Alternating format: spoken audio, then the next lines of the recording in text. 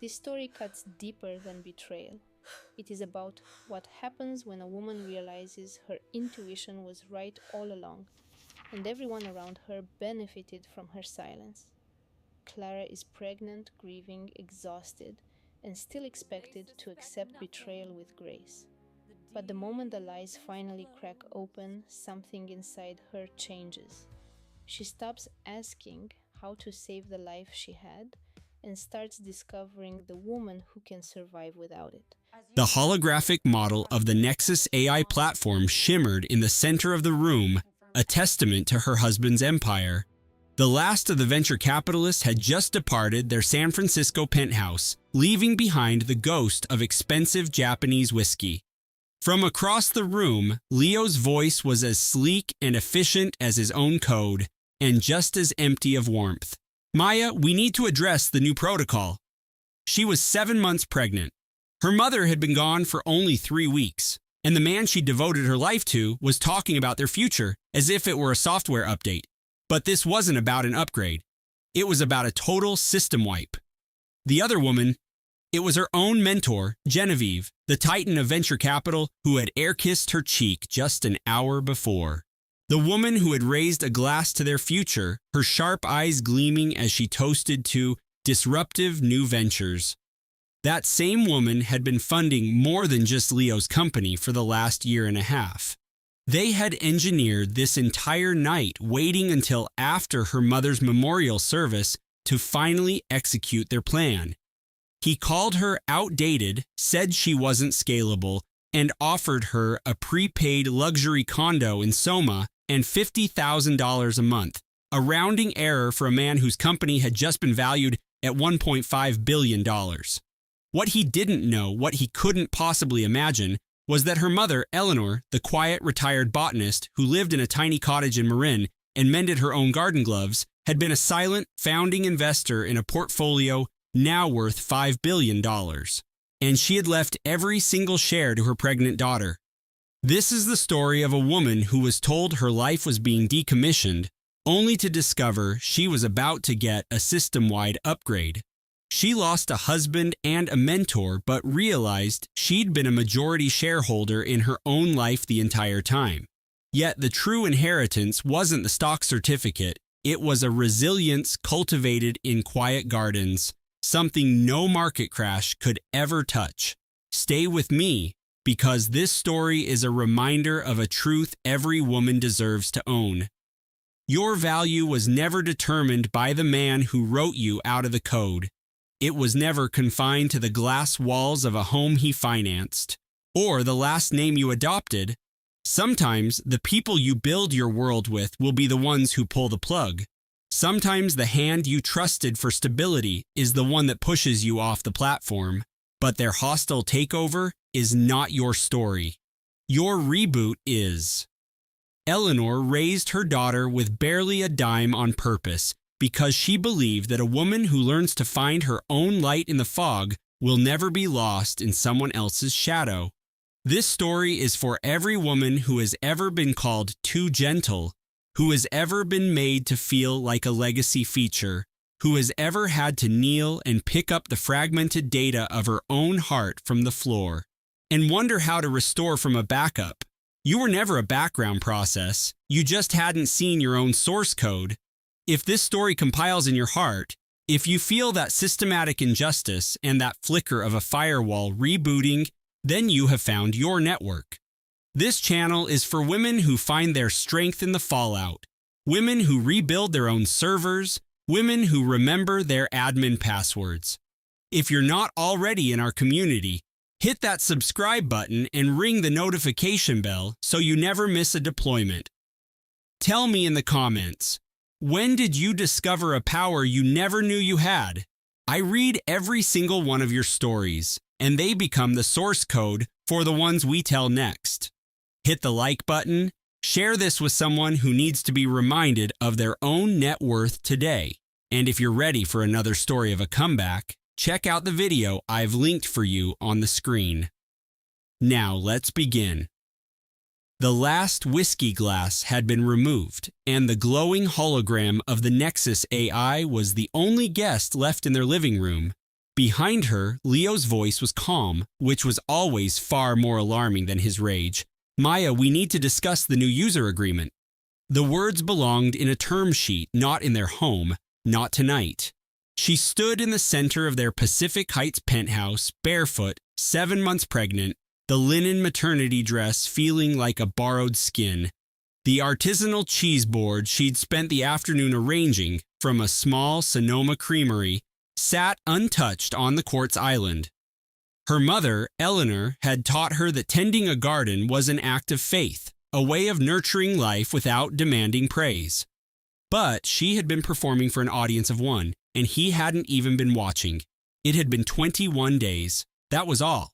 21 days since she'd stood on a foggy hill overlooking the bay, watching her mother's ashes being scattered, while Leo had been closing a seed round on an urgent and unavoidable call near the car. She'd written it off as his inability to process grief. Some people, she'd reasoned, just don't have the emotional bandwidth for loss. She turned to face him now. Leo was a silhouette against the twinkling lights of the Golden Gate Bridge. His custom-tailored shirt was perfect, his posture engineered. He hadn't reached a decision. He had executed a command. On the counter beside him, her phone buzzed. He had airdropped a file to it. A single, sterile document titled, quote, partnership _ dissolution.pdf. It's the logical endpoint, Maya, he said, his voice flatlined. She glanced at the phone, then at the untouched cheese, then at the man she had been married to for 4 years, the man who had proposed to her on stage at a massive tech conference.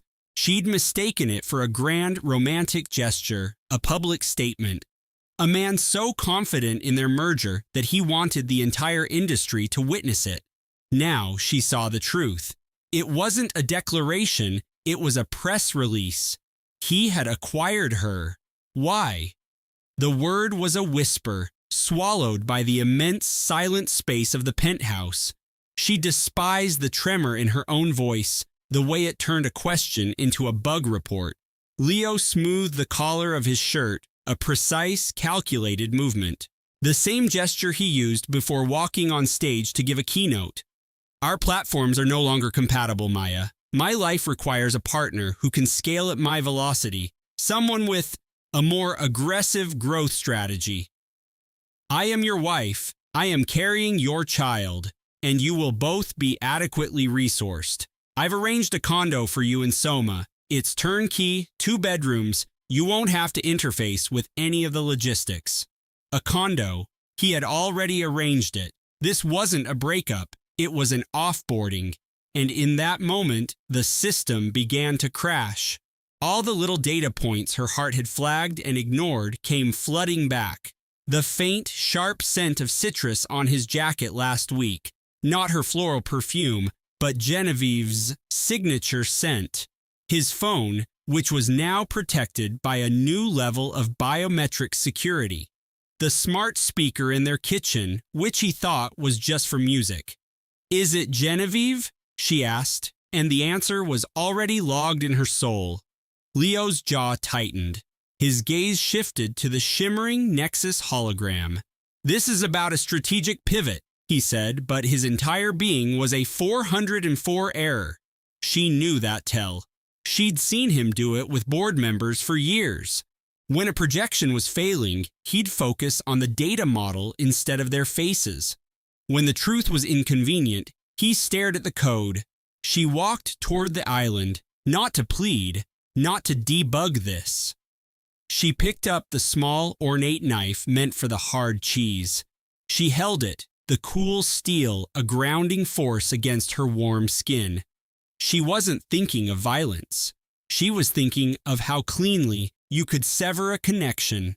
She stared at her reflection in the polished blade, a distorted, pregnant woman she didn't know.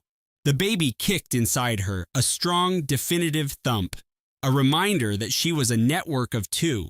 Leo watched her for a moment, a flicker of something, not concern, but risk analysis, in his eyes. He straightened his jacket. The automated car is scheduled for 9 a.m., he said, to transfer your assets. He turned and left. The minimalist door slid shut with a soft, pneumatic hiss. Maya was alone in a glass tower that had never been a home. She set the knife down and leaned against the cold quartz, her belly pressing into the stone. On her phone, the PDF for her new, downsized life glowed. She could smell the leftover brie, the sharp scent of olives, and the faint, citrusy perfume that Genevieve had left in her wake. Her mother's scent had been damp earth and lavender and old books. Her phone buzzed again on the counter. A text message. It was from Genevieve, her mentor, her friend. The woman who had held her hand at the memorial service, the woman who had advised her on which non-toxic paint to use for the nursery, the woman who had been in this very room an hour ago and toasted to her future. The text read, Phase 1 complete. Let me know if you need help with the transition. G. It wasn't a question. It was a status update, a sign-off. Maya felt the air leave her lungs. It was the brutal efficiency of it. The assumption that she was just a project to be managed. The message didn't come 10 minutes after Leo left. It came before his footsteps had even faded. They were sinking in real time. She didn't reply. She couldn't. She placed the phone face down on the counter. She pressed a hand to her stomach where her son was turning oblivious. It's just us now, little one, she whispered into the sterile silence. She didn't fully understand it then, but that text message she didn't answer wasn't the attack. The true key, the one that would unlock everything, was sitting on the kitchen counter. Morning came, a thick gray fog rolling in from the Pacific. Maya hadn't slept. Sometime before dawn, she'd left the living room and walked into the nursery she'd created. The walls were the color of sea glass, and she'd spent a month painting a mural of the California coastline, from the redwoods down to the wildflowers her mother had taught her to name. The crib, made of sustainable bamboo, was something she'd assembled herself because Leo had said he'd hire someone and then never did. She sank into the rocking chair her mother had loved, brought over from the cottage in Marin. It smelled of rosewood and earth, a safe scent. She rocked slowly, replaying their voices, not Leo's, but the ones she'd heard an hour ago when, on a sickening hunch, she had asked the smart speaker to play back the last audio it had recorded. Leo and Genevieve, their voices low and clear. The transition will be seamless. She won't know what hit her. He'd announced her pregnancy at an investors' dinner, in front of everyone, a man curating his legacy, a man presenting his next great acquisition. Elena reached for her phone and pulled up her sister's contact. Maya. Her thumb hovered over the screen, then pressed. It went straight to voicemail. Hey, it's Maya. I'm probably climbing a rock or chasing a deadline. Leave a message and I'll call you back when I'm back on solid ground. Her sister's voice, full of life. Elena hung up and dialed again, just to hear that energy one last time. Hey, it's Maya. Elena rested the iPad on her stomach, closing her eyes as the baby gave a small, reassuring thump from inside. By midnight, she had made a decision. It wasn't some grand, life-altering scheme. It was the kind of quiet, steady choice a woman makes when her foundation has turned to dust, and she needs to understand how. Liam's iPad was on the nightstand. He'd left it unlocked. A simple mistake, unless he truly believed she would never dare to look. That was the essence of how Liam saw her, as a beautiful, serene part of his portfolio, and he had from the very beginning. It was the cornerstone of their marriage, his unwavering belief that she was too soft, too grateful, too blissfully unaware to ever question his version of reality. She didn't need a passcode. He was always logged in. She'd been browsing for nursery furniture when a notification appeared on screen, a note updated in Q3 projections, a mundane title for a file. Curiosity, like a shard of ice, pricked at her and she tapped it open. Her world tilted. It wasn't financial data. The first entry was from Chloe. Not Chloe, her college roommate and closest friend. Just Chloe, with a single heart emoji as a title. a mark of casual intimacy that felt like it had been there for years. Elena started scrolling up, moving through time toward the note's creation. Her hands were perfectly steady, but her breath had become a gathering storm. The note was created 16 months ago, not a brief lapse in judgment, not a recent mistake.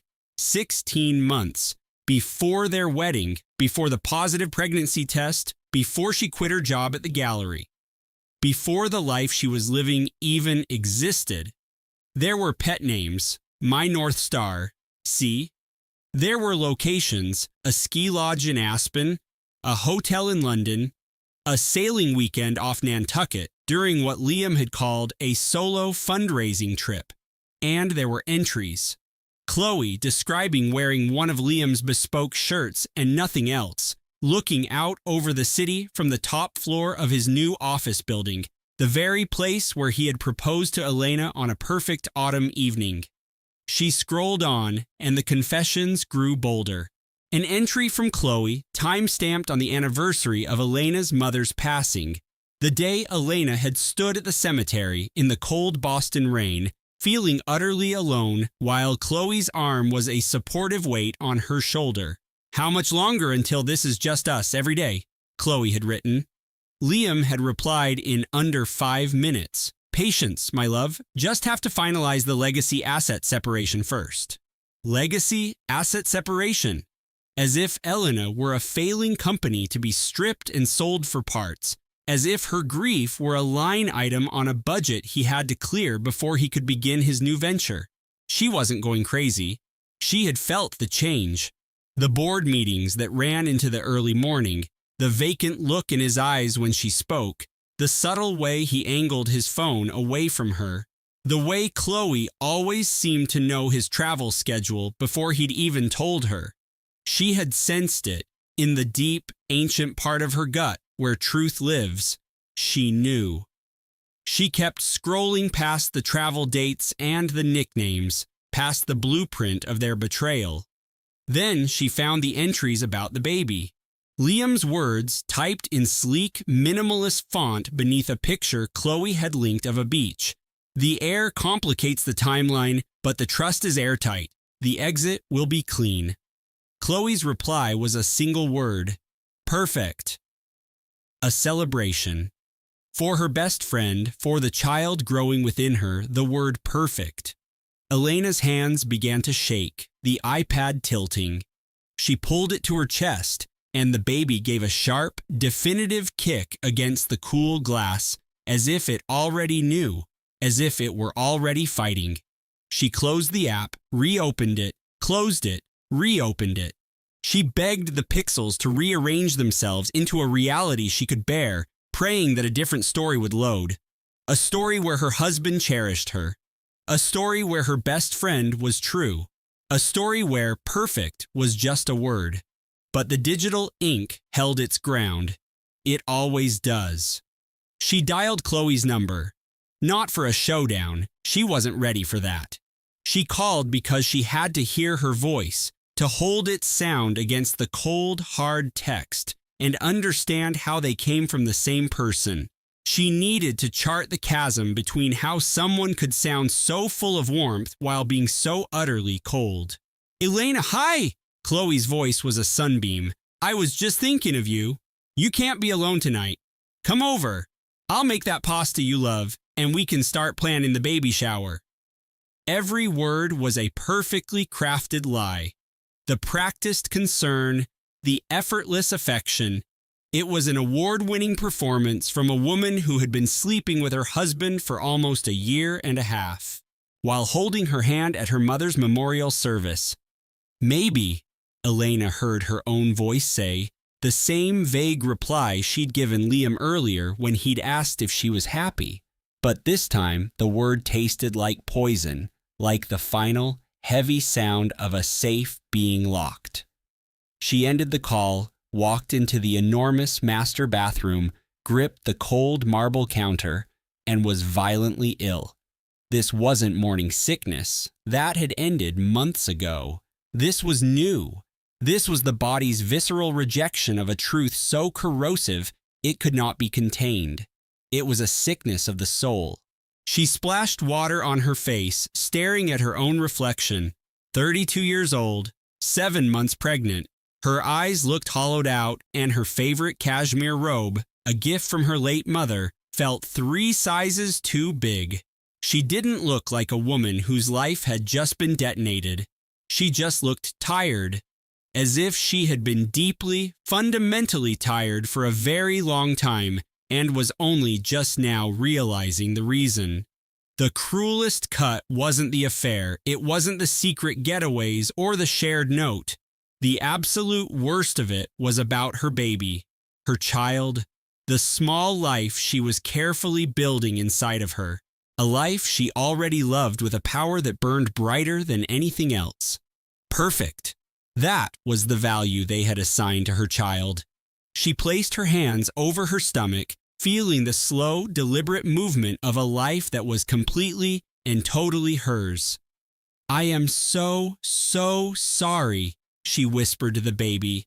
"I'm so sorry this is the world I'm bringing you into." Then she drew her shoulders back. She dried her hands on a thick towel, one embroidered with the stately V of the Vance family crest. She had work to do. That iPad was a treasure trove. She knew it now. She ignored the pregnancy apps and the nursery design sites she had bookmarked.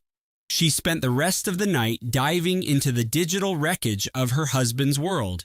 And in the pale, quiet hour before sunrise, she found it. A folder in his cloud drive labeled Private. Inside was a file named Marital Contract. It contained a scanned email thread between Liam and his family lawyer, a Mr. Sterling from a powerful firm on State Street. The conversation started just after their wedding. Sterling had written, "Liam, the prenuptial agreement was never officially filed with the court. We need to fix this immediately. As things stand, the document you both signed is legally unenforceable." Liam's reply was dismissive. "I'll handle it." A second email from Sterling, sent 3 months later. "Liam, this is now a critical vulnerability. The prenup is still invalid. If this is not rectified, Elena will have a legal claim to 50% of the marital estate under Massachusetts law." Liam's response, "She's too gentle. She won't cause trouble. Let it go. She's too gentle. She won't cause trouble." Elena read the sentence over and over. The first time was a shock. The second was a sickening flash of self-awareness. The third felt like a slow, steady fuse being lit, leading to a powder keg she never knew she possessed. Without a valid prenup, she was entitled to half of his firm, his portfolio, his properties. His own lawyer had sounded the alarm twice, and he had ignored him because he believed she was too gentle. His breathtaking arrogance was his single greatest weakness, and she was beginning to understand that weaknesses are where you find the most leverage. But there was another thread. This one between Liam and his mother, Eleanor Vance. Eleanor, who always insisted Elena call her Mrs. Vance. Eleanor, who for their first anniversary had gifted her a framed copy of the Vance family tree, where her own name was conspicuously absent. Eleanor, who looked at Elena as if she were a temporary placeholder. "Chloe's family is far more aligned with our strategic interests," Eleanor had written. "That is the alliance that should have been solidified. Conclude your current arrangement with minimal disruption." Liam's reply, "I'm managing it. She'll get the Back Bay condo and be grateful for the soft landing." Grateful, as if her entire life, her love, her child, were just a deal to be exited, as if she should thank him for the privilege of being so cleanly disposed of. Elena shut the iPad, the screen going black with a soft click. Eliza drifted into the nearly finished nursery and lowered herself into the glider. A digital photo frame on the bookshelf cycled through memories. She tapped the screen, pausing it on a picture of her and Maya at UCLA, years before life got so complicated. They were on the tiny balcony of their first apartment, beaming, raising plastic cups of cheap champagne. That night, they'd made a ridiculous, heartfelt pact to be each other's maid of honor regardless of where their lives took them. It was a promise made by two young women who couldn't imagine the kinds of fractures the world was capable of creating. She swiped to the next photo, the proposal. It had gone viral on a dozen tech blogs. Leo, on one knee in front of 1,000 people, right after his keynote at the annual Synapse conference, where he launched the product that made his company a titan. She was in a simple cocktail dress. He was in his signature black turtleneck. She had thought it was pure, unscripted romance. He was so caught up in the moment, she'd told everyone. He said he just looked out at the crowd, saw me, and knew he couldn't wait another second. She had glowed every time she told that story. She wasn't glowing now. Now she saw the perfect camera angles, the strategically placed reporters, the timing that aligned perfectly with a major stock release. It wasn't a proposal. It was a brilliantly executed marketing campaign. Another swipe. Her mother at the wedding. Catherine, in an elegant silk dress she'd found at a consignment shop, standing near the floral arrangements, a polite smile on her face. But her eyes. Eliza saw it now, frozen in the high-resolution image, the detail she'd missed in the whirlwind of the day. Her mother's eyes held a deep, troubled apprehension. Catherine's words from that afternoon echoed in her memory, spoken quietly while they were alone. It was the new smart home hub that started it all, a gift from Leo that promised to integrate their lives. As Eliza was finalizing the setup, Leo's entire digital life began sinking onto the main screen. His calendar populated with events she didn't recognize, dozens of recurring appointments labeled Bainbridge Strategy.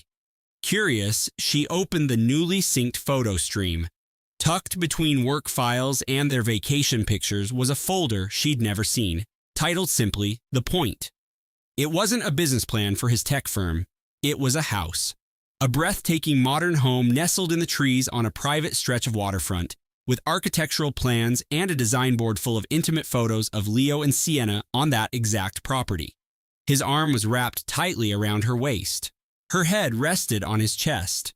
A subfolder contained project notes in Sienna's handwriting. "Our morning coffee view," one caption read. "A studio for my work, an office for yours. Our fresh start. Our fresh start." Eliza backed away from the screen, the words sucking the air from the sleek, minimalist condo Leo had insisted upon. She suddenly felt trapped, suffocated by the cold glass and steel. She walked to the immense windows, the gray Seattle mist blurring the view of Puget Sound. She stared out at the ferries, 1,000 distant lives that felt infinitely more real than her own. She laid a hand over her swelling stomach as the baby kicked. This perfect marriage, this brilliant husband, this curated future, it was all just a prototype for someone else's life. She didn't shatter. She didn't rage. An icy, methodical calm washed over her. "It's just us now, little one," she thought. "You and me?" For the next half hour, she moved with a quiet efficiency, packing a carry-on, not with fury, but with the stark clarity of a survivor. As she pulled the zipper closed, the intercom buzzed. A bike messenger stood in the hallway, dripping rain onto the polished concrete floor. He held out a stiff linen envelope from a law firm she'd never encountered, Vance, Covington, and Reed. She signed for it on his cracked phone screen and shut the door, the thick paper feeling foreign in her hand. Covington. It was her mother's maiden name, a name Catherine had always brushed off as too formal for a public school teacher, a name completely absent from the stories she told about growing up in a small house in Tacoma, a life of community gardens and well-worn library books. The letter within was dense with legal jargon, requesting her presence to discuss the final administration of her mother's estate. It used phrases that felt like they belonged to another world. Considerable assets, controlling interests, testamentary trusts, fiduciary obligations. She almost dismissed it as a mistake, some bureaucratic error that had nothing to do with her mother's quiet life of grading papers and tending her rose bushes. But that name stopped her. Covington. It carried a certain weight, a sense of a story she'd never been told. She laid the envelope on the quartz kitchen island, right next to her open laptop, which displayed a search for Seattle's top divorce attorneys. 2 portals. One leading away from the man building a new family without her, and one from the mother who apparently had hidden an entire world from her. She had to choose between protecting her heart and securing her child's future. Neither felt possible right now. She stood in the kitchen, her form a faint silhouette against the glittering city lights, and looked at the 2 options. The life she had built was a lie, and the life her mother had lived might rewrite everything. But that was for tomorrow. Tonight, she was just a woman, 8 months pregnant, standing in the wreckage of her marriage, trying to breathe. The next morning, her fingers shook as she dialed the number on the elegant letterhead. She braced herself for a sharp-voiced paralegal or an endless automated phone tree. Instead, a man answered on the second ring. His voice was steady and kind, the type of voice that implied patience wasn't an effort but a state of being. "Julian Vance," he said. "This is Eliza," she replied, her own voice barely a whisper. "I'm calling about a letter concerning my mother, Catherine." There was a brief, respectful silence. "Ah, Eliza, yes, I was hoping you would call." "Your mother spoke of you constantly." The pride in her voice was unmistakable. "You knew my mother?" "For nearly 40 years, he said gently. "She was an extraordinary person. If you don't mind my asking, Eliza, did Catherine ever talk to you about the Covington family?" Eliza slumped against a bar stool, the cold steel a shock through her clothes. The view of the Space Needle seemed to mock her. "No," she said, a humorless laugh catching in her throat. "My mother was a school teacher. She lived in a rented house in Tacoma. She drove a 20-year-old Subaru, and her greatest joy was her garden." "She never mentioned any Covingtons."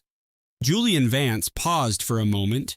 When he spoke again, his words methodically took a sledgehammer to the foundations of Eliza's world. "Your mother was Catherine Covington, the sole heir to William Covington, the founder of Covington Timber, one of the oldest and largest timber empires in the Pacific Northwest.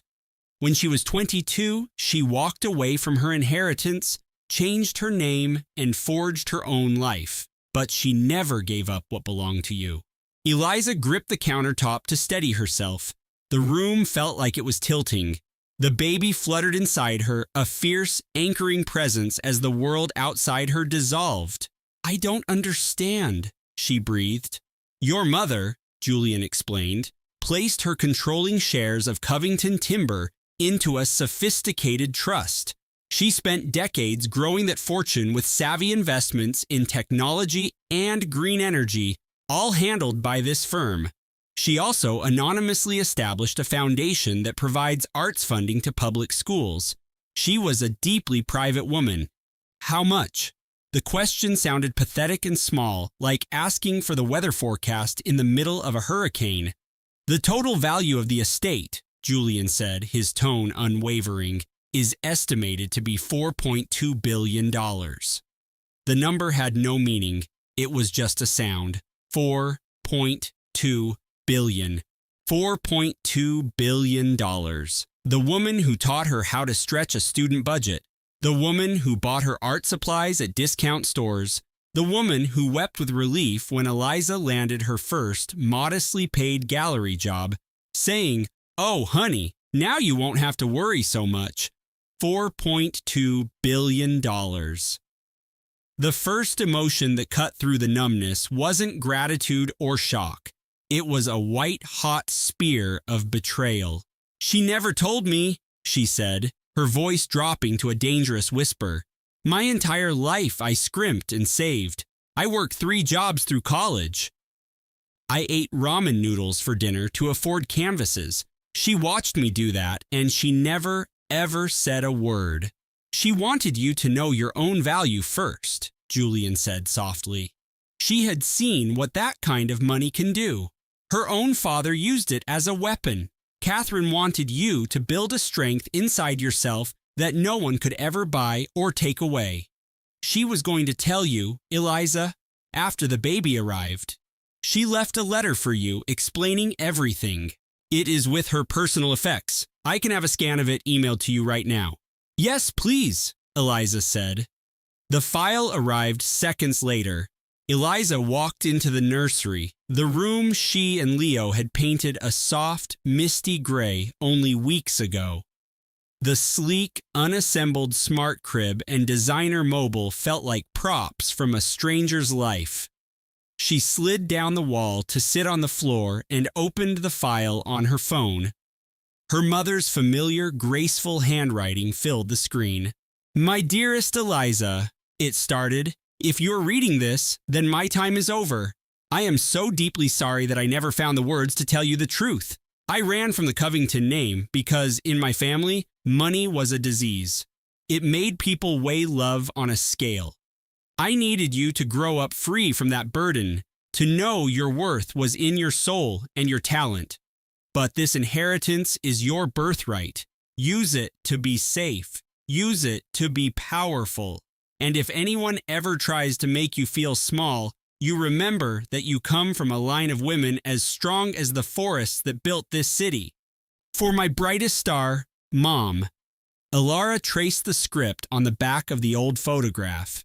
She read it a second time, then a third, before the composure she was holding finally shattered. It wasn't a gentle weeping. It was a raw, visceral sob that erupted from the core of her being, a sound of immense grief and overwhelming love.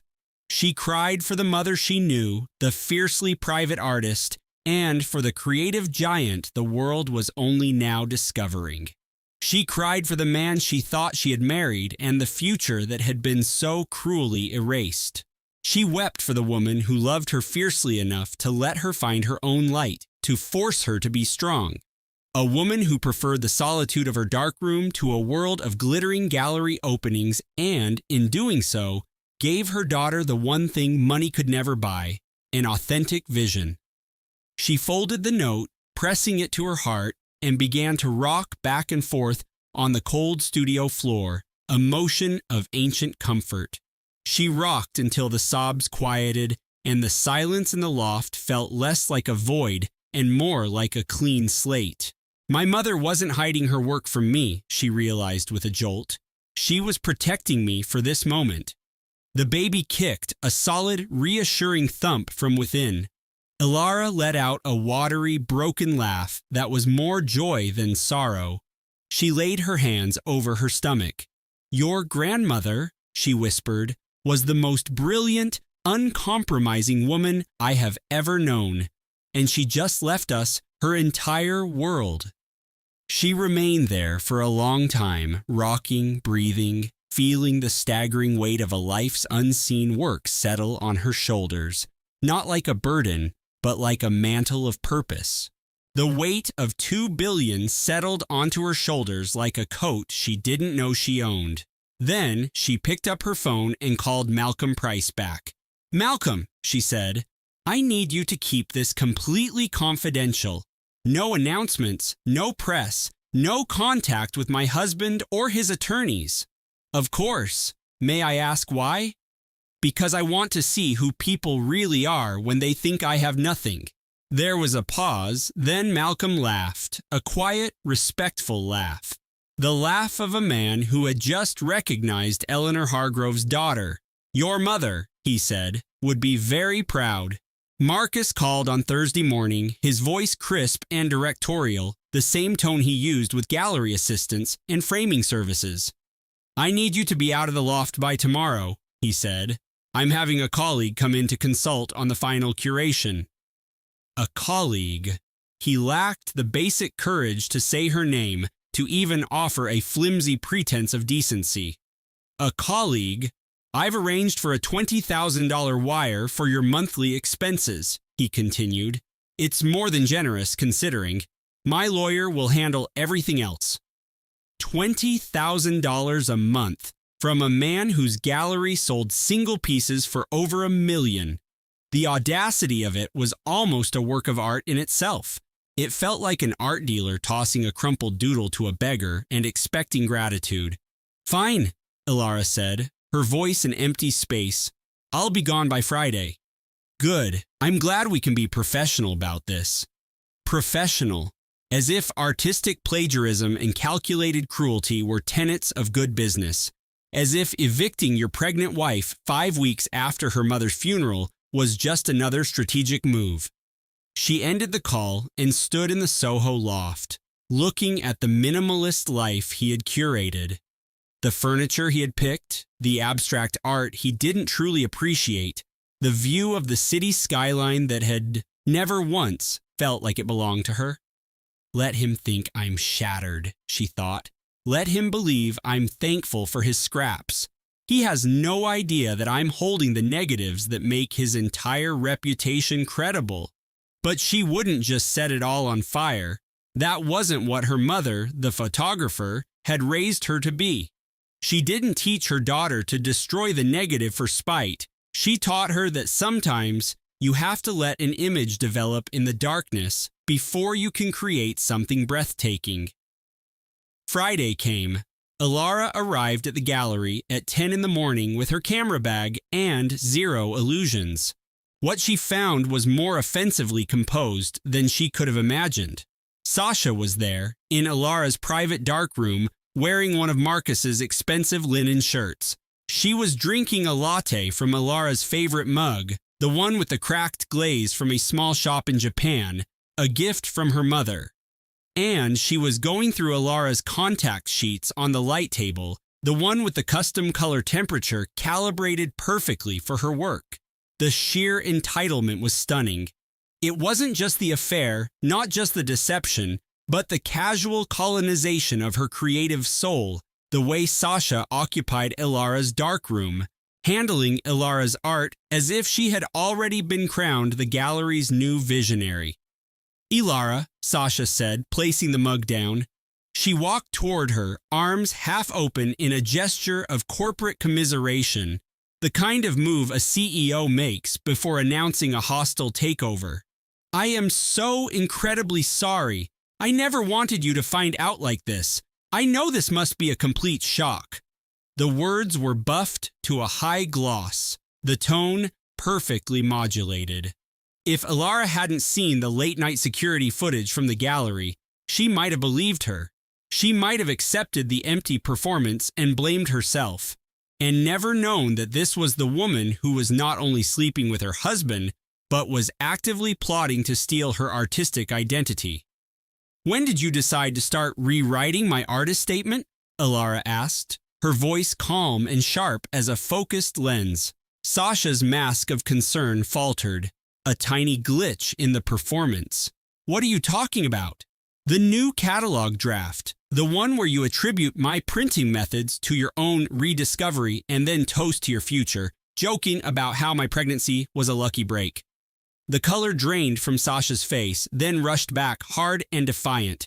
The change was instant, like watching a projection snap from a soft focus film to a harsh digital glare. Fine, Sasha said, her voice stripped of its synthetic warmth. What lay beneath was brittle and cold. You want the truth? He was creatively stifled here. We connect on a level you can't possibly imagine. I'm sorry it's messy, but frankly, our partnership has a much greater artistic upside. You stole my process, Ilara said. Not an accusation, but a statement of fact, delivered with the certainty of a master photographer exposing a fraud. I deserved a collaborator, not a thief. Marcus entered then. He'd been in his office on a call, heard the confrontation, and walked into the dark room, with the unearned swagger of a man who thinks he owns the art on the walls. Let's not be emotional, Ilara, he said. Ilara, her full name, not Elle, not darling. The clinical, detached term you use for an investment you're about to write off. He moved to stand beside Sasha, a hand on her back, presenting a united front.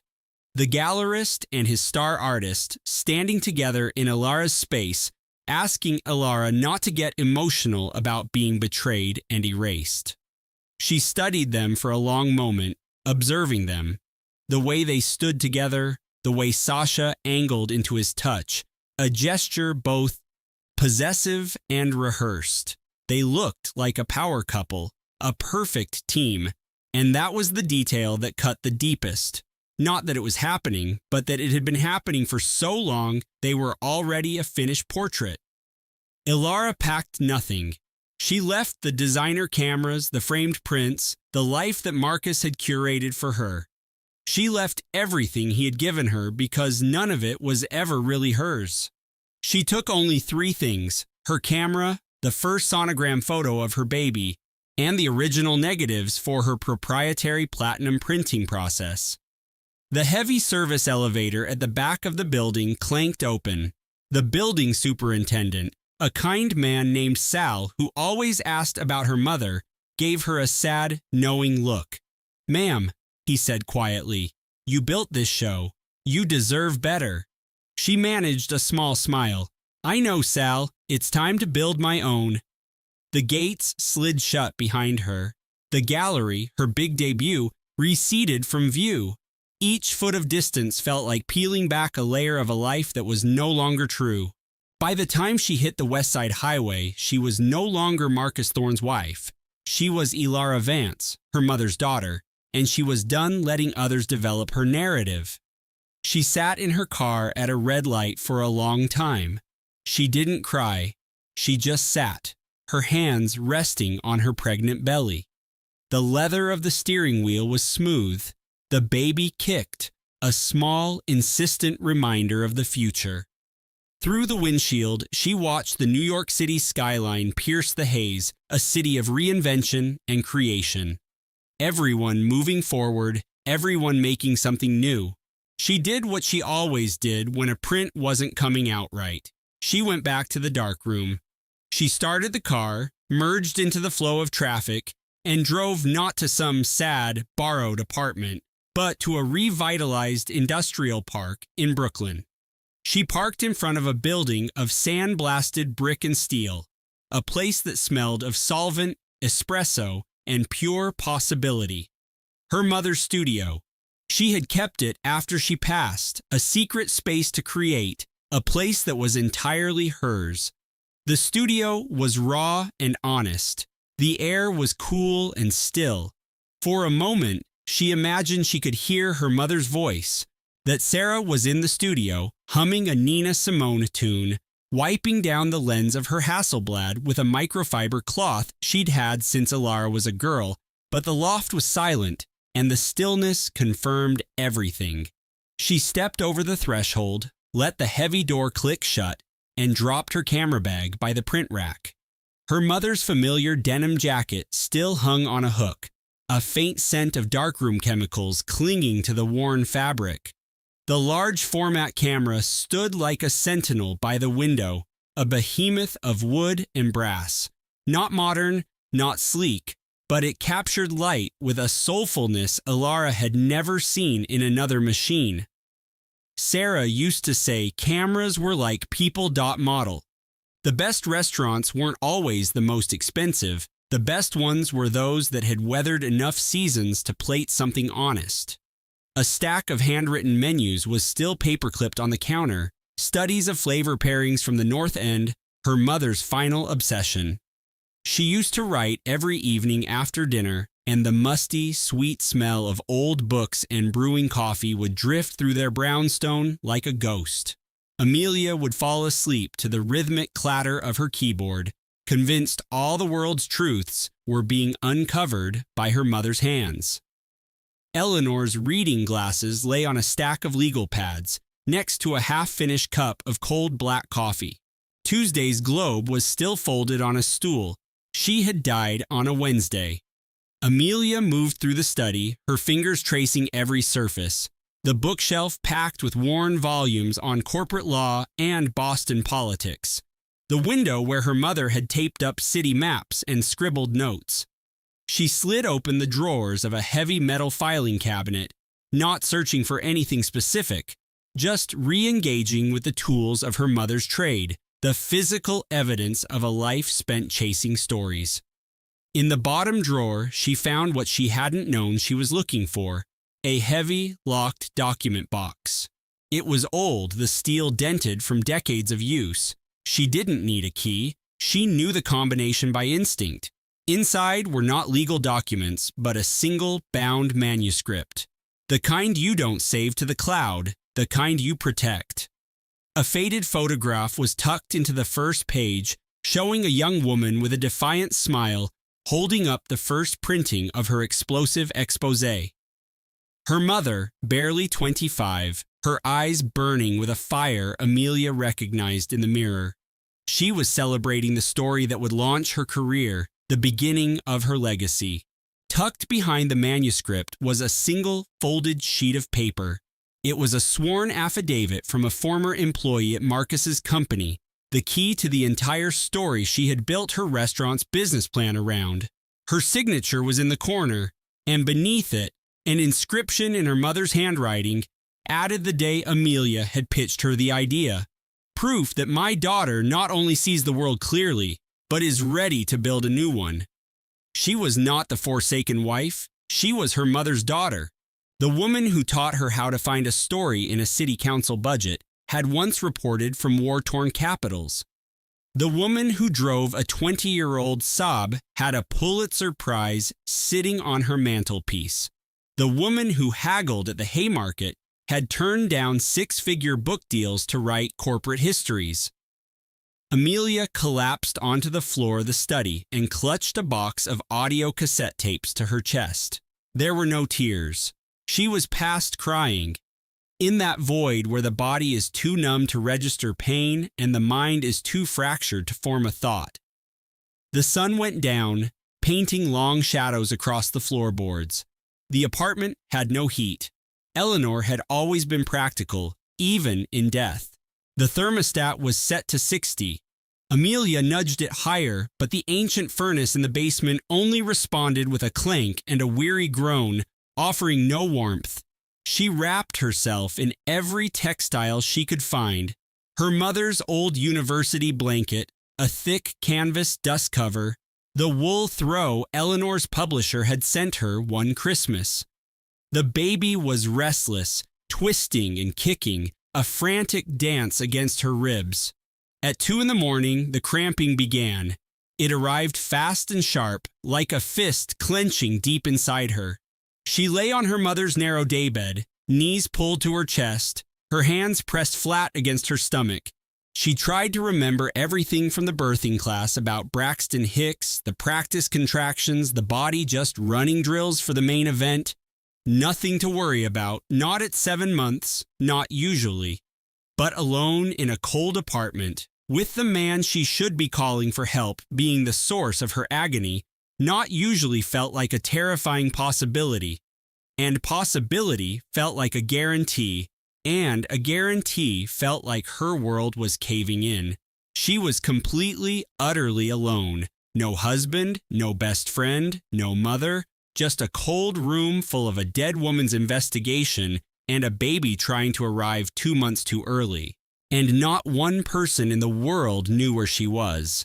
She dialed the only number that came to her, Dr. Ben Carter's after-hours line, her obstetrician, the man who had calmly guided her through every checkup, every ultrasound, every anxious question about what was normal.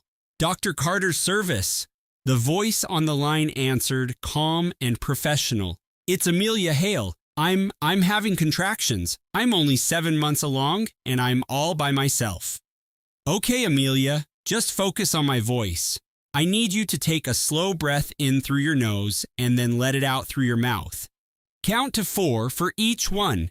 Can you do that for me? She did as he said. In, 2, 3, 4, out, 2, 3, 4. The vice-like grip in her belly started to ease, the knot slowly unspooling. Good, Dr. Carter said, his voice an anchor. You're doing great. This is very likely just brought on by stress. The baby is fine. and you are fine. But I want you to come in first thing in the morning so we can make absolutely sure. Can you do that?" "Yes," Amelia whispered. "Thank you." She hung up and lay on the daybed, staring at the ceiling. A water stain had bloomed in the corner, shaped like a closing eye. She'd never noticed it before. All those years visiting this apartment, and she had never once really looked up. "Everyone leaves you. My father left my mother. My husband left me for another woman. My mother left me with her silence. What did I even have? A baby who didn't yet know he was being born into a world of lies." At 3:17 in the morning, she unlocked her phone. She typed "can a relationship recover from cheating" into the search bar, deleted it, typed "prenuptial agreement rights for pregnant wife in Massachusetts", deleted it, typed "I know my husband is having an affair", stared at the glowing words, deleted them too. She placed the phone screen down, pulled the heavy blanket tighter around her shoulders, and wished for morning. Morning came, as it always does. A knock at the apartment door startled her awake. It was soft but insistent, the kind of knock that says, "I've been here for a while and I have no plans to leave." Amelia pulled the heavy door open and found a woman on the landing, late 60s, with a shock of silver hair pinned loosely and shrewd, observant eyes. She held a brown paper bag that smelled of fresh pastries and a large thermos. She wore a classic trench coat and sensible shoes. This was Vivian, her mother's oldest friend and former editor, a woman who had wrangled presidents and was impressed by absolutely no one. "Your mother would have my head on a platter if I let you sit in this cold apartment alone," Vivian said, her voice gravelly but warm. She swept past Amelia into the study, placing the bag and thermos on a desk piled with books. She opened the thermos and poured 2 steaming mugs of tea, her movements economical and full of purpose. She found an electric kettle and a box of oatmeal and began making breakfast. She didn't ask questions, didn't offer hollow condolences, didn't say, "I was so sorry to hear about Marcus," or "Eleanor's lawyer has been trying to reach you." She just prepared food, opened the blinds to let in the weak morning sun, and carved out a small island of warmth in the cavernous, cold apartment. When the oatmeal was ready, she slid a bowl in front of Amelia and sat across from her. She took a long drink of her tea, her eyes never leaving Amelia's face. "I know about the manuscript," Vivian said softly. "I know about Marcus and that brand strategist, and I know you feel like you are about to shatter, but you are not. But for this moment, you don't have to be strong. For this moment, you just have to eat this oatmeal." Amelia ate the oatmeal. It was the first food she had been able to keep down in 2 days. It tasted of brown sugar and cinnamon and a tiny, surprising spark of hope. Vivian told the story the way she'd edited every article, with precision, leaving out the fluff. They sat at Eleanor's cluttered desk, and Vivian laid out the last 6 months of her mother's life like a final draft, the story slowly taking its final shape. "Your mother knew," Vivian began. "She saw it happening. She attended that tech gala for Chloe, that strategist Marcus is so infatuated with. Your mother's instinct. She noticed things other people ignored. The way he watched her. The way their hands brushed when they thought no one was looking. She started digging. She called it her Seaport corruption file, an investigation into his business." Amelia listened, her hands wrapped around the warm mug, the baby inside her finally quiet. She interviewed them, not as a mother-in-law, but as a journalist documenting a bigger story.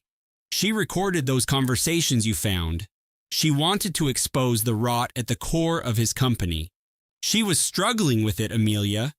How to tell her pregnant daughter that her life was built on a lie without completely destroying her. The manuscript was her evidence, but I think it was also her confession.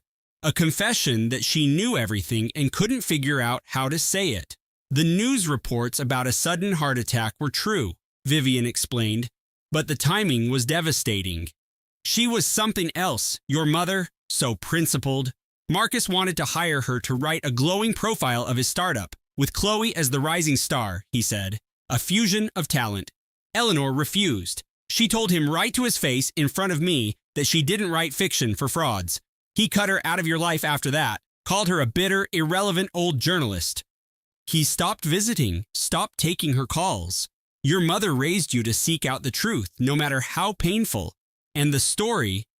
Here is the thing about your mother, Vivian said, leaning forward. She was a journalist, but she was never naive.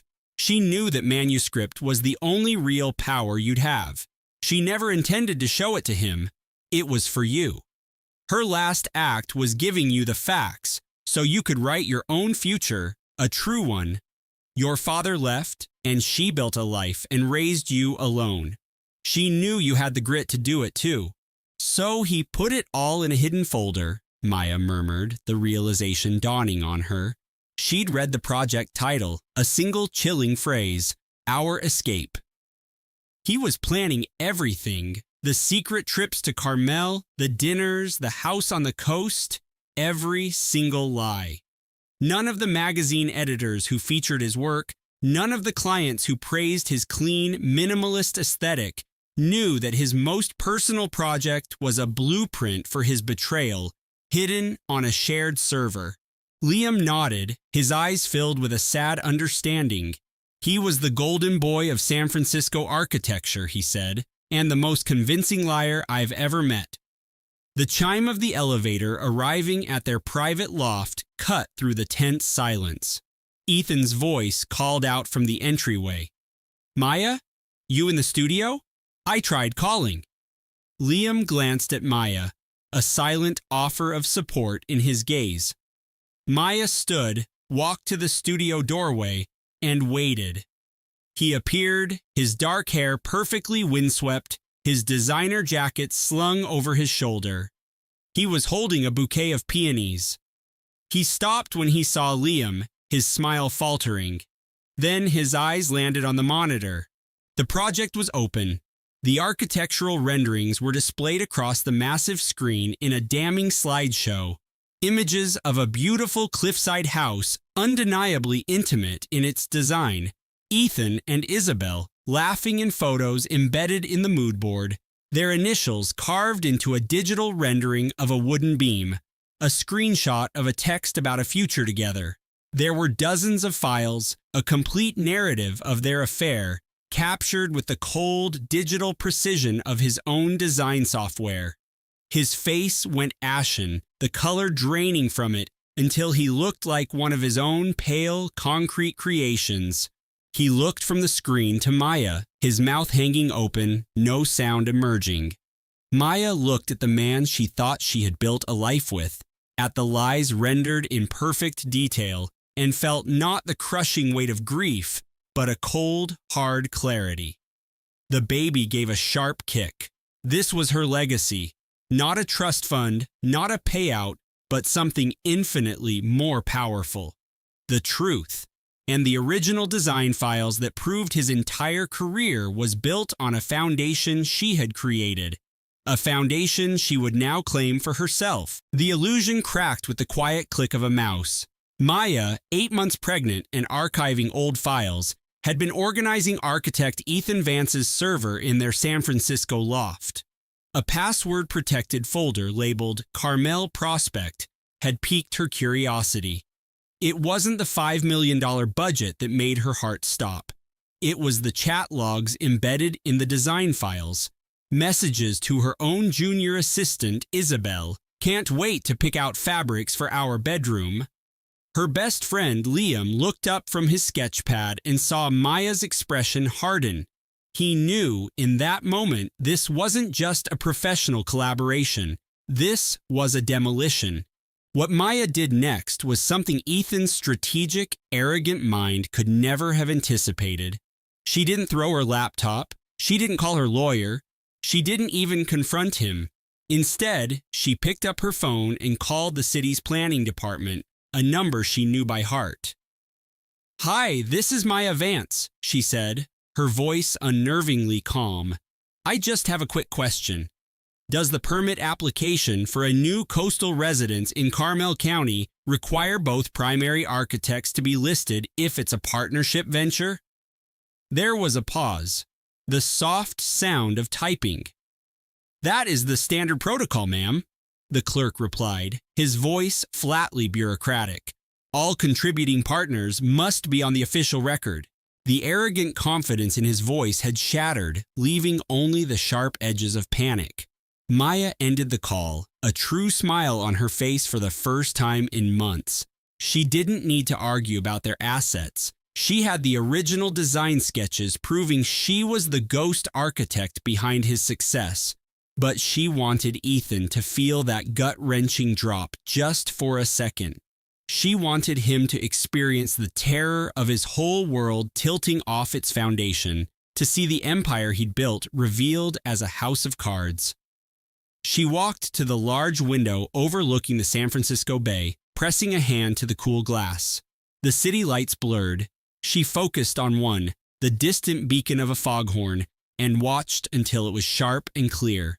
A fortnight was all it took to change the game. Maya's power was in her silence.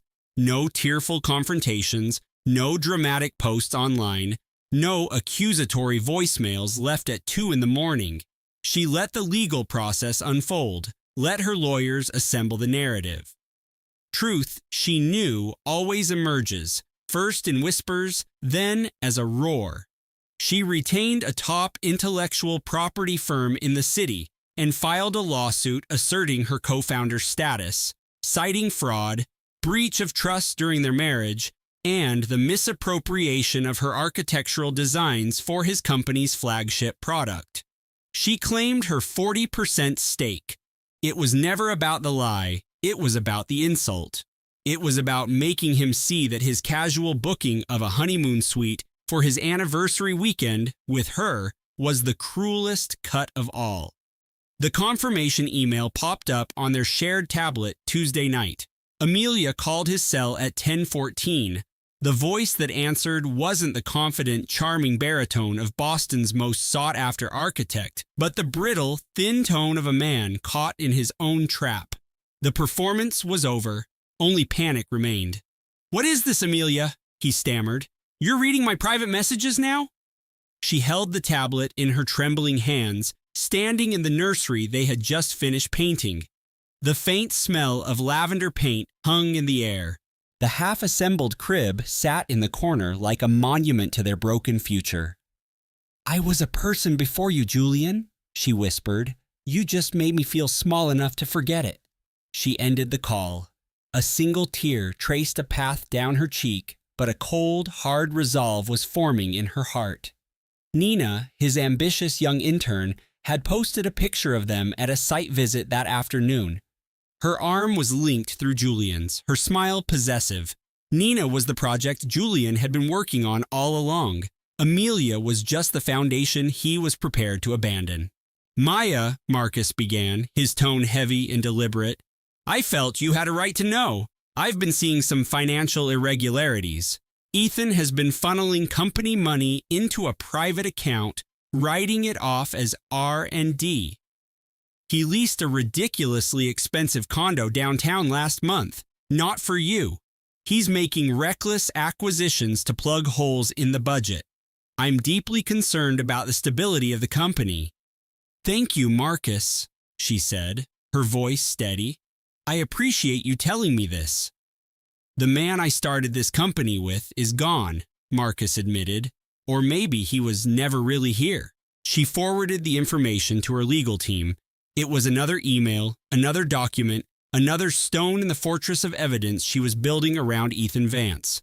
The inevitable confrontation happened on a Friday night at a sleek restaurant called The Observatory, perched atop the city's tallest building. It was their spot, where he'd proposed, where they celebrated every anniversary. The corner booth with the panoramic view of the city lights was where he once promised her the world. He chose it intentionally, a pathetic attempt to control the narrative. And he brought her sister, Sophie. That was his other power play. Sophie was wearing a new, ostentatious sapphire necklace, displaying it like a trophy from a battle Maya didn't even know she was fighting.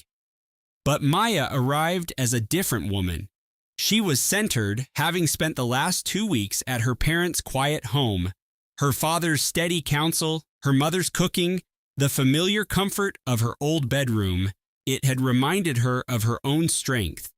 She wore a simple navy dress and the silver locket her father had given her for her 16th birthday. No gifts from Ethan, no designer flash, no armor, just Maya. She ordered a ginger ale and waited. Ethan led, of course. He always had to lead. "Let's make this simple," he said, his voice tight. "Sign the NDA, take the house. I'll give you $20,000 a month. Be smart about this." "I have a different proposal," Maya countered, her tone even and calm. It was a voice she hadn't heard in years, but one her father would have instantly recognized. "You give me my 40% equity in the company, and I won't release your internal emails detailing the fraud to the board." The color drained from Ethan's face, not red with anger, but a stark, chalky white. It was the look of a gambler who just realized his royal flush was a fantasy. "What are you talking about?" he stammered. "Marcus wouldn't." "She's bluffing," Sophie chimed in, her voice a little too high. Maya finally looked at her sister, truly looked at her for the first time since this nightmare began. She saw the woman she'd shared a childhood with and felt nothing. Not fury, not heartbreak, just a cold, empty space. "I'm not," Maya said, "and Marcus didn't have to." Ethan's control shattered. His fist slammed the table, rattling the glassware and silverware. The low hum of the restaurant ceased as every eye turned to their booth. A manager started to cautiously approach. Ethan shot him a look of such venom that the man froze in his tracks. Sophie grabbed his arm, trying to reel him in. Her face was a mask of fear, not of Maya, but of him, of the man she was now shackled to, the volatile, cornered man who slammed tables and treated staff like dirt. Sophie was getting a sneak peek of her prize. This was absolutely not the ending she had written for them. The waiter set the check down on the white linen. Ilara slid her platinum card onto the tray without a glance. Her hand was steady as stone. She stood, offered them both a cool, almost imperceptible nod, and walked out of Aperture's revolving doors for the last time. The fallout was immediate. Julian hired a bulldog from a Wall Street law firm, a man famous for leaving nothing but ashes in his wake. Julian's mother, Eleanor Vance, telephoned Ilara that evening. The call was over in 45 seconds. "You will not drag my son's reputation through the mud," Eleanor said, her voice as brittle as spun glass. Every syllable was a meticulously polished dagger. "We will dismantle your life." "Eleanor," Ilara answered, her tone even, "your son dismantled his own. I am merely sorting through the wreckage." She disconnected the call. Eleanor tried again twice. Ilara let the calls fade into voicemail. The following week, she drove to meet her great-uncle, Arthur. He was the one who had remained when her father had walked away from the family's suffocating old money empire. He was the patriarch her father had fled, a man who presided over a sprawling estate in the Hudson Valley that felt more like a corporate headquarters than a home. But the man who met her at the door was not the formidable titan of family lore. At 75, he was thin and almost translucent, with the hollowed-out look of a man who had spent far too much time with his own thoughts. His eyes, though, were sharp and bright, and in them, Ilara saw an emotion she recognized instantly: regret. He gazed at her, and his carefully constructed composure fractured. "You have your father's eyes," he breathed. "My God, you have his fire." He led her inside, showing her the grand study with its antique maps where her father had plotted his escape, the workshop where they had built model ships as children. He shared memories of her father as a young man, impetuous, brilliant, clashing with their own father over the ethics of a ruthless deal at the dinner table. "I should have gone with him," Arthur said, his voice thick with gravel. "I should have found his courage. But I was a coward. By the time I understood my error, a lifetime had passed." He offered Elara the entire arsenal of his resources, his legal strategists, his forensic accountants, the powerful network he had spent 50 years building. Elara accepted, but she had one non-negotiable term. "No press," she said firmly. "No war in the Wall Street Journal. I only want to protect my child's future and build something that is mine." Arthur nodded, and for the first time, a sense of peace seemed to smooth the tired lines on his face. "You are more your father's daughter than you could ever know," he said. That evening, in her mother's warm, inviting kitchen, Elara helped make her dad's favorite coq au vin. They didn't talk about hedge funds or litigation. They talked about him. Her mother shared stories Elara had never heard. Her dad, 16 years old, sneaking out to play his saxophone in smoky Greenwich Village jazz clubs. Her dad, at 20, telling his own father that a man's integrity was his real fortune, not his stock portfolio. Her dad, choosing love over a dynasty, choosing a life of purpose over a gilded cage, choosing to raise a daughter who understood her own intrinsic worth. The kitchen filled with the savory aroma of wine and herbs, with memories and soft laughter. And for those few hours, her father's quiet strength felt like a solid, comforting presence in the room. Julian's empire didn't crumble because of Elara. It self-destructed. Daniel Chen, his chief strategist, resigned, citing gross financial misconduct, in a damning memo to the fund's board. The business journals didn't get the memo, but the sovereign wealth funds did. Without Daniel managing strategy, major investments soured. A planned acquisition fell through, vaporizing $400 million in projected returns.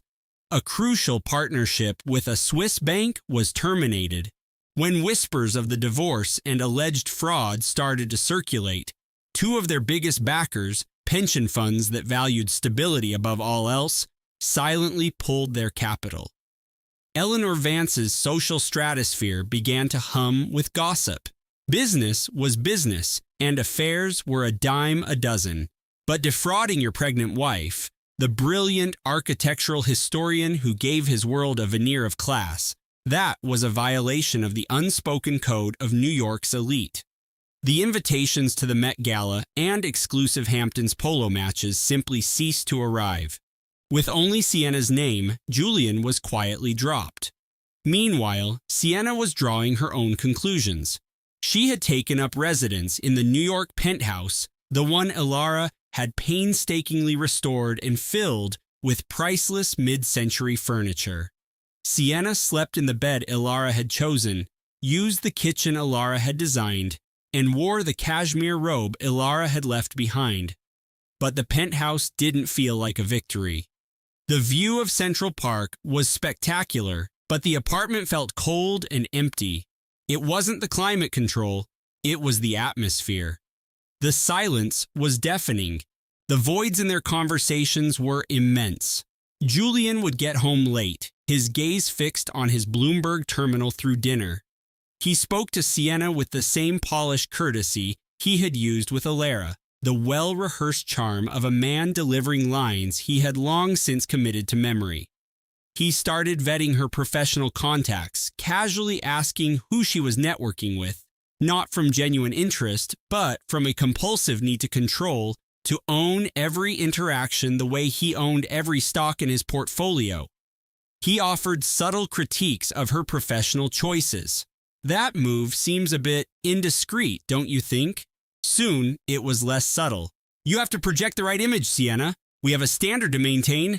After any disagreement, he would become a phantom, turning silent for days, withdrawing all affection like a bank cutting off a line of credit. It was a punishment by absence, the exact strategy Elara had weathered for the final 2 years of her marriage. It is a specific brand of cruelty designed to make you question your own sanity, to make you obsess over what you did wrong until you shrink yourself down to fit into the perfect, tiny box he has built for you. Sienna called Ilara late on a Tuesday, nearly midnight, her voice trembling. "He is not the man I thought he was." Ilara was in her family's home in Vermont. Her newborn was sleeping peacefully, and the old house was quiet. Her friend Hannah had just repaired a creaking floorboard. A mug of chamomile tea was steaming on the table. Outside, the Vermont night was deep and dark, filled with the sound of the wind in the pine trees. She just listened. She didn't offer judgment or empty reassurances. She just listened, the way you listen to a weather report about a hurricane you have already lived through. "I know," Ilara said finally. "I was married to him." She ended the call, drank her tea, and went to her room, sleeping soundly until morning. The divorce hearing took place 3 weeks later. Ilara's legal team presented their case with surgical precision. The coerced postnuptial agreement, the infidelity, the documented emotional abuse during her pregnancy, and the financial crimes Daniel had uncovered, undisclosed offshore accounts, undeclared assets, fund capital illegally diverted to pay for personal luxuries. The judge listened, his face becoming increasingly stern with every piece of evidence. The court did not take kindly to such a pattern of deceit. Julian's lawyers fought, raising objections and filing motions, but the proof was undeniable and the law was on her side. Without a valid marital agreement, Ilara was entitled to an equitable share, half of nearly $1 billion. But then Ilara did something that stunned the entire courtroom. Not Julian, not his lawyers, not even her own attorney, Michael, at first. She didn't claim her half. She took what her child deserved: a fully funded, ironclad trust, a prepaid university education, comprehensive lifelong health care, and a stipulation that Julian would have zero parental rights until he underwent a year of certified behavioral therapy and demonstrated consistent, positive change. And that was all. She left the penthouse, the cars, the Hamptons estate, the art, and the offshore accounts on the table. Her attorney was floored. "You're walking away from hundreds of millions of dollars," he whispered. Michael, however, smiled faintly. "She's not punishing him with poverty," he explained to his junior associate later. "She's punishing him with irrelevance." "I don't need his money to have value," Ilara said later that day. "I know my value. My father made sure I did." The real story emerged 2 weeks later, not from a press release or a leaked document. It broke because actions have consequences, and Ilara's action was seismic. The Amelia Sterling Trust. It announced a major new initiative: the complete restoration of 50 historic landmarks in underfunded communities across the Northeast, a new wing for architectural preservation at Columbia University, and a maternal health clinic in a struggling Brooklyn neighborhood, all underwritten by a single anonymous donor, Ilara Sterling. A tenacious reporter at the New York Times connected the dots.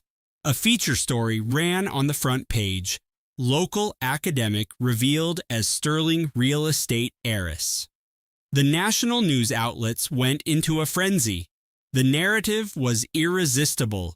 The ruthless Wall Street titan, the unassuming scholar, the wife betrayed while carrying his child, a hidden old money fortune that made his new money empire look like a rounding error.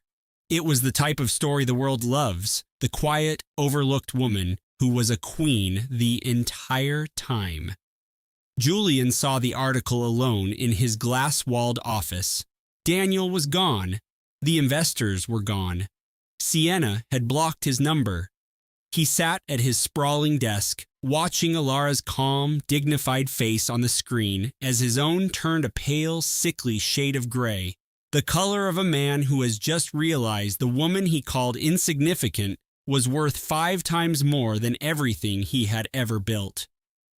He tried to call Ilara. Her number was no longer in service. He called Michael Price, her lawyer. A call came through from Julian's main office line. It was a junior architect. "Miss Vance has been reassigned," the young man said, his voice clipped and cool. "Indefinitely." Isabella saw the internal memo too. She was in a sterile corporate apartment in London, holding a porcelain mug that had long since gone cold.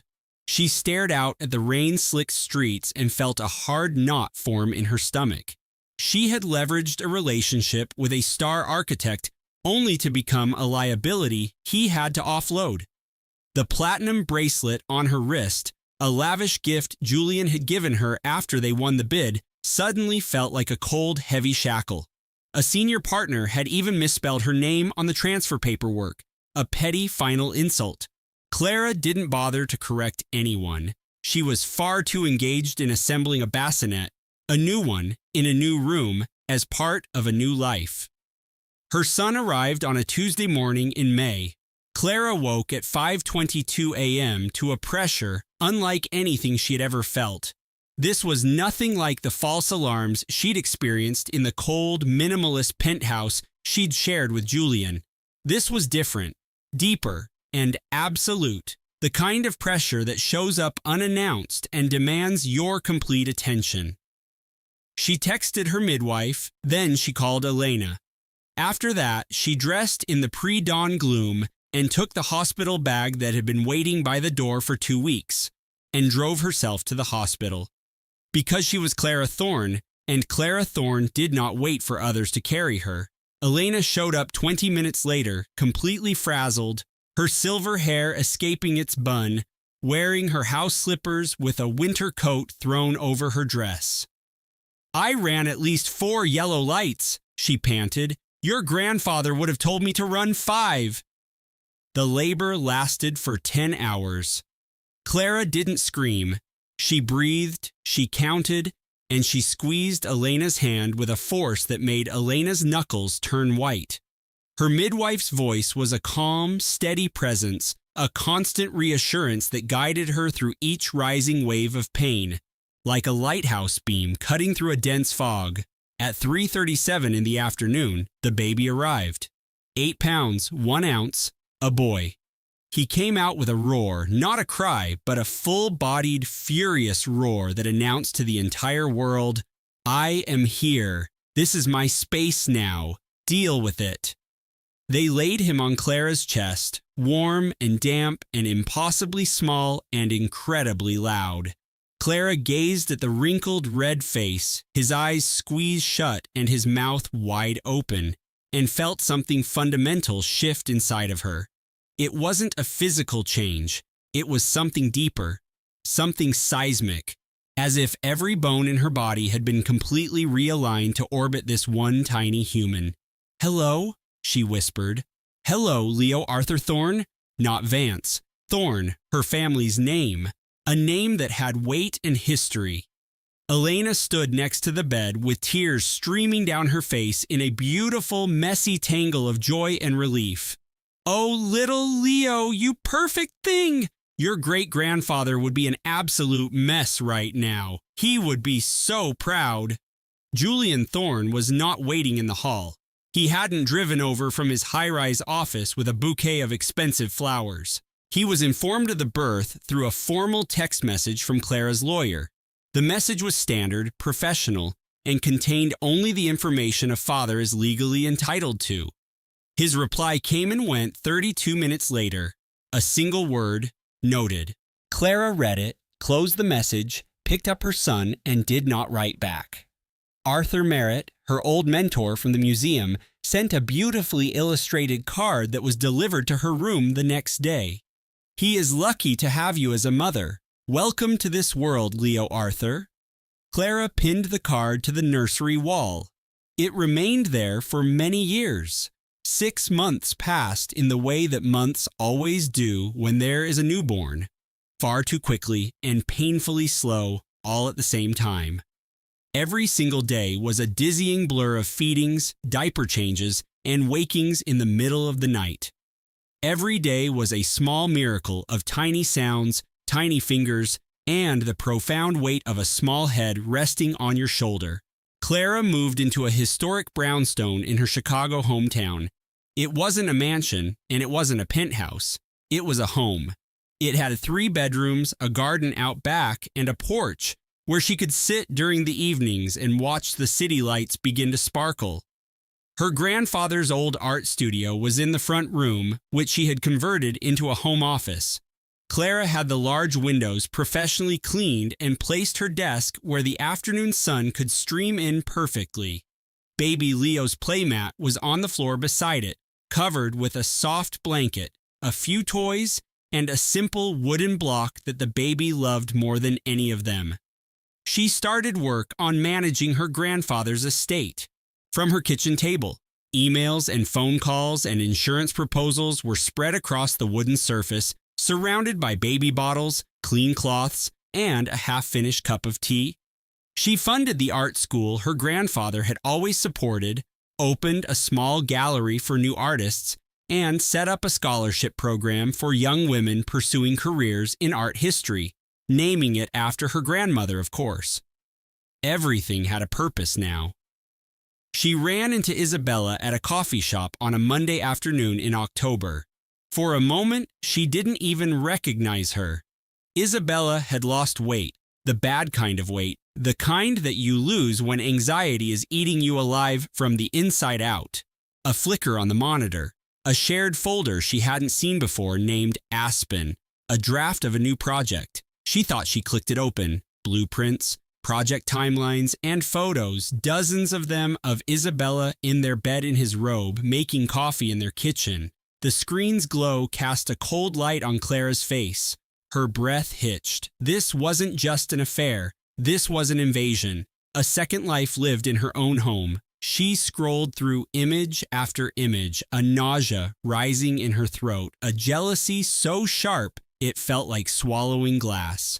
Julian's sleek Chicago office suddenly felt like a tomb. The silence broken only by the hum of the server and the frantic beat of her own heart. She heard the elevator ding. Not with tears, not with yelling, but with a chilling stillness. Clara turned as Julian walked in. "I saw the Aspen folder," she said, her voice level, a quiet statement that shattered the world between them. He started to speak, to explain, to soften, but she held up a hand. "I don't want your excuses, Julian. I want you to understand what you've broken." She picked up her purse, walked to the elevator, and left him standing there, surrounded by the glass and steel of a life he had designed, but had just demolished. The fallout was swift. The museum board got word of the scandal not from Clara, but from a rival firm who saw an opportunity. The prestigious Lakeside Gallery project was put on indefinite hold pending an ethics review. Isabella transferred to the firm's London office and stopped answering Julian's calls, her ambition outweighing her affection. His partners began to sideline him from major client meetings. He retreated to his penthouse overlooking the city, spending his days staring at the skyline and his evenings with a bottle of scotch, pretending he wasn't a ghost in his own life. Julian was utterly alone in the masterpiece he had built. The apartment that Clara had filled with art and warmth. The apartment where Isabella had worn his shirt and looked out at the city lights. Isabella was gone now. She had vanished after a furious argument about the canceled project, disappeared like a phantom, leaving behind nothing but the faint scent of her perfume. On a pillow, he sat at the vast marble island, the same island where he'd laid out the plans for their dream house, the same island where a cherished ceramic vase had shattered during their final fight. The stone had been repaired. You couldn't see the chip anymore, but Julian could feel the fracture lines running through his perfect world. The gilded cage had always been open. He had been his own jailer. Clara knew that now, nesting in her new apartment in a historic Chicago brownstone, with her newborn son sleeping in a bassinet beside her, she understood the trap hadn't been Julian. The trap had been believing his world of sharp lines and cold ambition was the only one that mattered. Her grandfather hadn't left her a portfolio of stocks. He had left her his entire collection of mid-century art. So she would know the value of things that last 2 months had passed. It was a Wednesday afternoon in May. The sun streamed through the bay window, illuminating dust motes dancing in the air. Baby Leo was in his bassinet making soft, sleeping sounds with the quiet focus of someone new to the world. Clara was brewing tea, her grandfather's favorite Earl Grey, the old kettle, the only thing she took from the penthouse, sat on the stove humming softly. The apartment smelled of old books, lemon polish, and baby powder. From the changing table in the corner, the doorbell buzzed. Mr. Abernathy stood on the welcome mat, a leather portfolio in his hand, a kind smile on his face. He held the final appraisal documents, the last signature needed to transfer the collection into her name. Quite a legacy, he said, looking at a painting hanging in the hall. Your grandfather had an incredible eye. Clara said they signed the papers on the old wooden kitchen table. Between a stack of mail and a half-eaten biscuit, $4.2 million transferred with a fountain pen that cost $2 and a signature that took 3 seconds, the most mundane act in the most profound moment of her life. Mr. Abernathy left Clara, washed the teacups, put them back in the cupboard, turned off the kettle, made a small sandwich for herself, and a bottle for baby Leo, who was just beginning to stir. She ate slowly, tasting every bite. The bread was fresh. The chamomile tea was warm. Her sister's oversized mug felt heavy in her hands. It had absorbed the heat from 1,000 late-night conversations and offered it to her now after her silent drive across town. She unlaced her boots, set them by the door, touched her swollen belly, felt the reassuring kick of her daughter against her palm, smelled the familiar scent of Chloe's apartment, jasmine incense, and old books. She walked over to the window, sat down on the deep sill, curled her legs beneath her. The baby shifted as if settling in for the story. Her sister's cat Chloe lowered herself onto the ottoman, the first words of comfort filling the quiet apartment, simple and fierce. The same words she'd offered after every heartbreak, the same words that would always feel like coming home. A sister's loyalty doesn't waver. It doesn't ask for proof. It doesn't walk away. It shows up every single time. No matter the hour, baby girl kicked again, as if in agreement. Amelia began to trace circles on her stomach, a silent promise from an old lullaby, her mother's favorite. The song that was always hummed when she had a fever, the melody that had echoed through their small, brightly lit kitchen. In the North End, every night after dinner was done, filling the space with something that love could recognize, but betrayal could never erase. She closed her eyes the way her mother taught her. Breathe into the tightest spot, Amelia. That's where you'll find your strength. She trusted her sister. She trusted the life inside her at last. The feeling of safety filled the small apartment, floated through the closed blinds into the living room, where the television murmured, drifted across the hall, where a neighbor's music played softly, traveling inward into a world that was fractured and terrifying and deeply unfair, but that also held within its chaos the quiet strength of a promise made to an unborn child. The perfect nursery was a room she'd never used, swept clean of her dreams. But a new home would be built. Legacies of love always are. This story was carefully conceived, crafted, and shared by our team to explore real-life challenges and heartfelt truths. Every character, every choice, and every emotional beat was designed with a purpose: to engage, to resonate, and to affirm that your own journey is valid. Thank you for listening with us.